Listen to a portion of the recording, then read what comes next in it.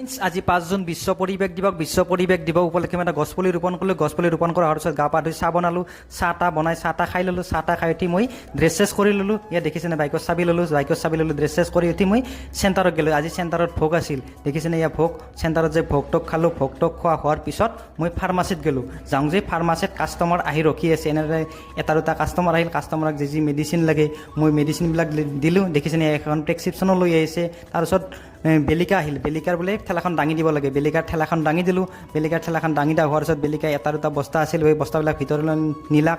বস্তা আহি নিয়াৰ পিছত বেলিকাৰ ভাগৰ লাগিল। আমাৰ ফাৰ্মাচীতে অলপ জিৰালাক।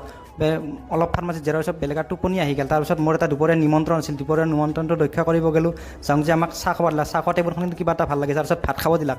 ভাত তাত খালোঁ। ভাত তাত খাই উঠি ফাৰ্মাচীত আহিলোঁ। ফাৰ্মাচীত আহাৰ পিছত ফাৰ্মাচীত লেচু আছিল, এটা লেচু খালোঁ। লেচুটো খাই কিবা বহুত মিঠা লাগিল। আৰু ভিডিঅ'টো চাই কেনে বোলে জনাবলৈ নাপাহৰিব। Thank U.